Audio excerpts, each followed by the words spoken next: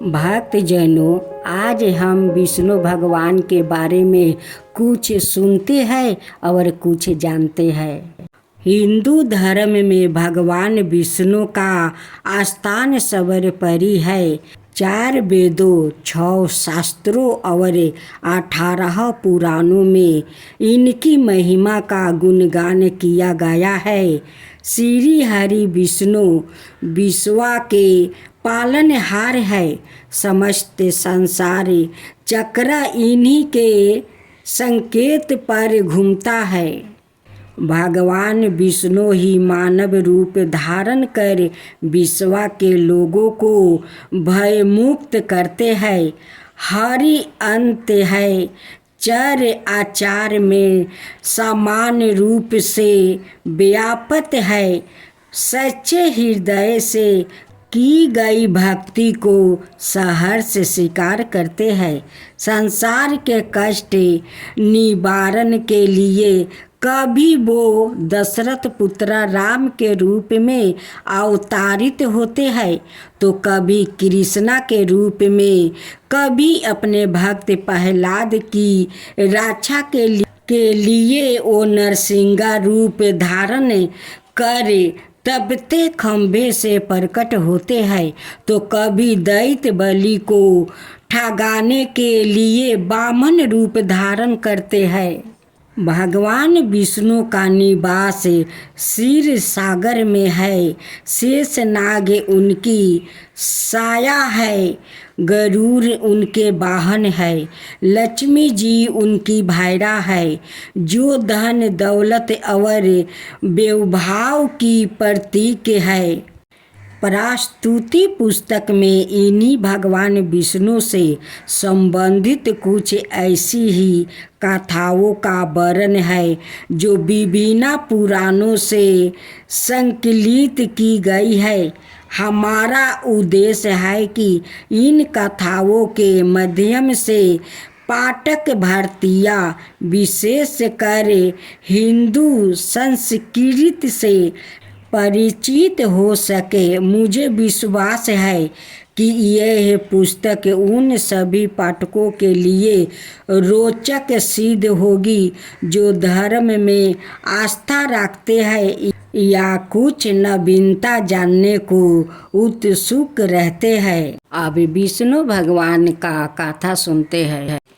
प्राचीन काल में रुक्मागंध नाम का एक प्रसिद्ध सार्वभौम नरेश थे। भगवान विष्णु की आराधना ही उनकी जीवन था। वो चराचर जगत में अपने आराध्य भगवान हर्षिकेश के दर्शन करते हैं। भगवान विष्णु की सेवा की भावना से ही अपने राज्य का संचालन करते हैं।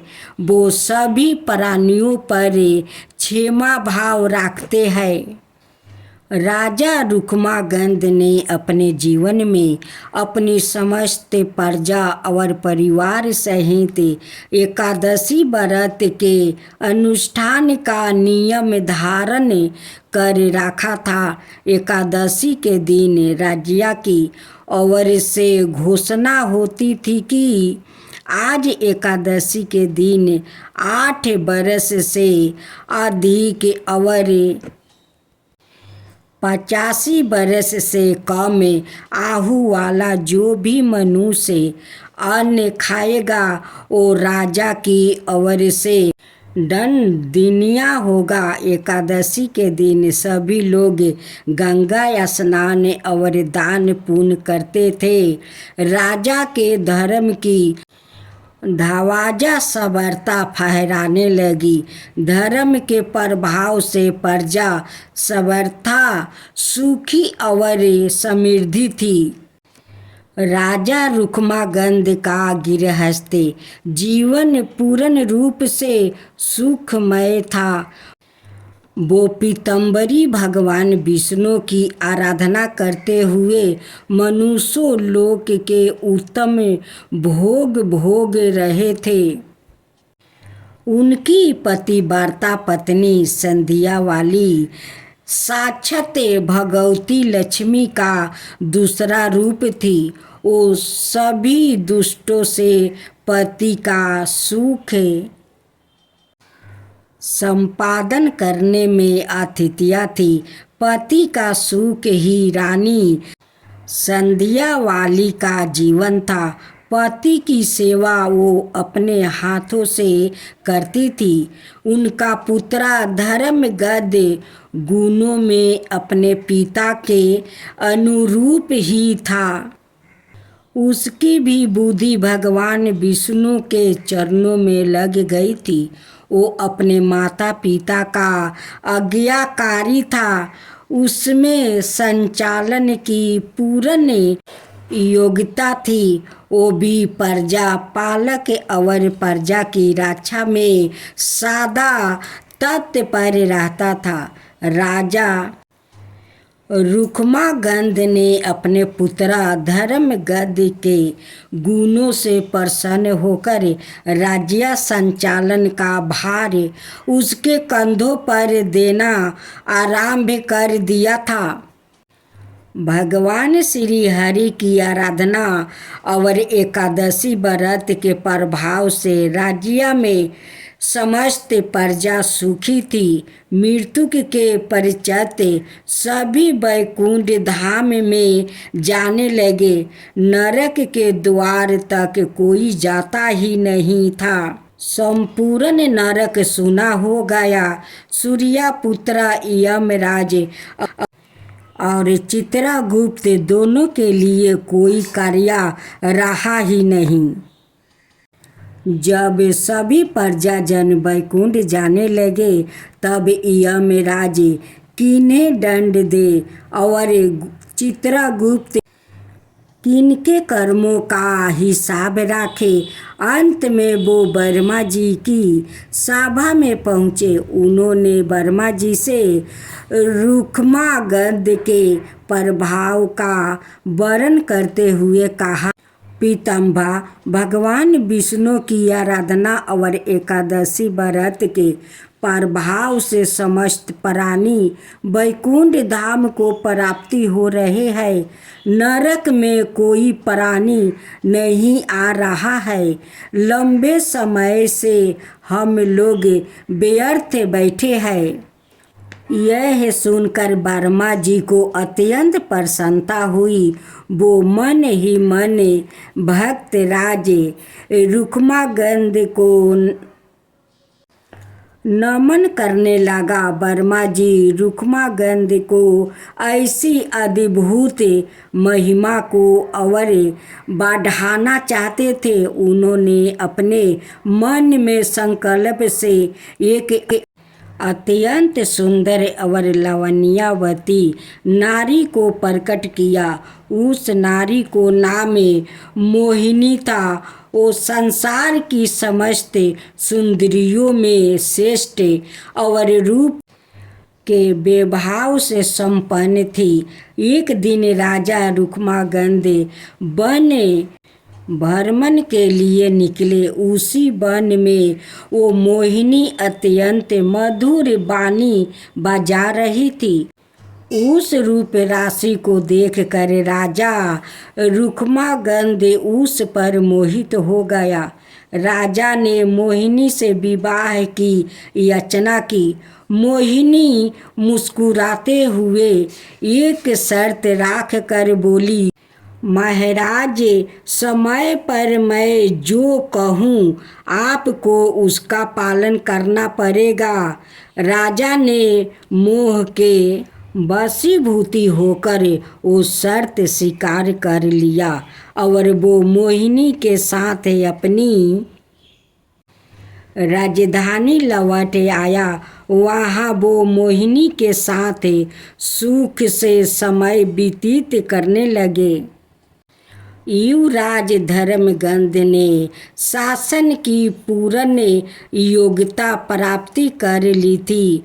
उसने भूमंडल के सभी मंडलों को जीतकर उन पर अपना शासन जमा लिया और अनेक बहुमूल्य रत्न मणियाँ लाकर अपने पिता को अर्पित किया। धर्मगंध के सुराज्य से प्रसन्न होकर रुक्मागंध ने अपनी संपूर्ण शासन व्यवस्था उसे सौंप दिया और एक योग्य कन्या से धर्मगंध का विधि पूर्वक विवाह कर दिया।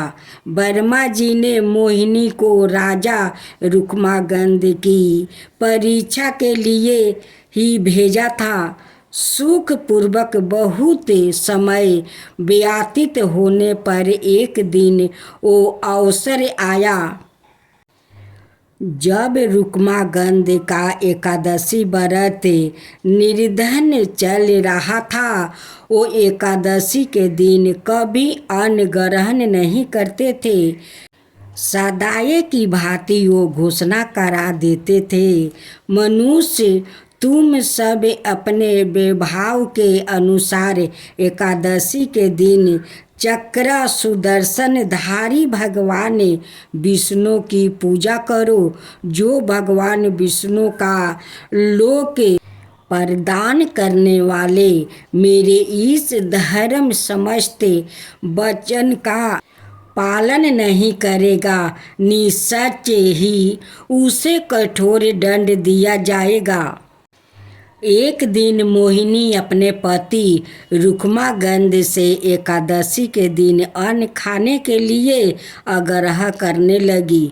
उसने हठ पूर्वक कहा कि गृहस्थ राजा को जो सदाए परिश्रम करता है कभी भी अन्न नहीं छोड़ना चाहिए। राजा ने मोहिनी को बहुत समझाया। उन्होंने शास्त्रों का प्रमाण देकर बताया कि एकादशी के दिन जो अन्न खाता है वो पाप का भागी और नरक गमी होता है। किंतु मोहिनी अपने हठ पर अटल रही। मोहिनी ने राजा को विवाह के समय की दिया हुई अपनी शर्त की स्मृति कराई कि जो मैं कहूँगी उनका आपको पालन करना होगा, अन्यथा असत्यवादी हो जाएंगे और सत्य का त्याग करने से आपको पाप का भागी होना पड़ेगा। मोहिनी ने अंत में यह भी घोषणा की कि यदि आप एकादशी के दिन अन्न ग्रहण नहीं करेंगे तो मैं आपको त्याग कर चली जाऊंगी। राजा रुक्मागंध ने उसे बहुत समझाया, परंतु मोहिनी अपने निश्चय पर अटल रही। वो अपने पति को असत्यवादी घोषित करती हुई उन्हें छोड़कर जाने को तत्पर थी। इधर राजा रुक्मागंध मोहिनी पर आस करते होते हुए भी एकादशी के दिन अन्न ग्रहण न करने के निश्चय पर दृढ़ थे। पितृ भक्त धर्मगंध और पतिव्रता रानी संध्यावाली ने मोहिनी को राजा को छोड़कर न जाने के लिए बहुत समझाया। रानी संध्यावाली ने अत्यंत मधुर वाणी में मोहिनी से कहा, जो रानी सदा अपने पति की आज्ञा का पालन करती है उसे सावित्री के समान अक्षय और निर्मल लोक प्राप्ति होते हैं। देवी तुम अपना यह आग्रह छोड़ दो। महाराज ने कभी बचपन से भी एकादशी के दिन अन्न ग्रहण नहीं किया है, अत तुम इसके लिए उन्हें बाधाएं मत करो। तुम उनसे कोई अनाय वर मांग लो। रानी संध्यावाली की बात सुनकर दुष्ट हृदय मोहिनी के अपनी एक नई शर्त रखी। राजा रुक्मागंध अपने हाथों से अपने पुत्र धर्मगंध का सिर काट कर भेंट करे अथवा एकादशी के दिन अन्न ग्रहण करे तभी उनके सत्य की रक्षा हो सकती है। राजा रुक्मागंध मोहिनी की नई शर्त सुनकर धर्म मूर्छित से होने लगे। मूर्ख मोहिनी को अपनी भावी दुर्दशा का किंद चिंता मात्रा भी विचार नहीं था। वो अपने पति के बहुत समझाने और अनुनय विनय करने पर भी कुछ ध्यान ना देकर अपने हड पर अड़ी रही। अंत में धर्मगंध और रानी संध्यावाली ने महाराज रुक्मागंध से प्रार्थना करके उन्हें सत्य की रक्षा के लिए राजी किया। कृपालु भगवान विष्णु राजा रुक्मागंध, रानी संध्यावाली और धर्मगंध का धैर्य देख रहे थे। चमचमाती तलवारें ज्यों ही धर्मगंध के सिर को छूने ही वाली थी, त्यों ही भगवान विष्णु ने प्रकट होकर राजा का हाथ पकड़ लिया। उस अद्भुत दृश्य को देवगण भी देख रहे थे। उनके देखते ही देखते महात्मा नरेश अपनी रानी संध्यावाली और पुत्रा धर्मगंध के साथ भगवान विष्णु में शरीर विलीन हो गया। करूर हृदय मोहिनी भी यह दृश्य देख रही थी। राजा के पुरोहित वसु से यह सब देखा नहीं गया। उनके संकल्प से दुष्ट मोहिनी ओही भस्म होकर राख की ढेर हो गई।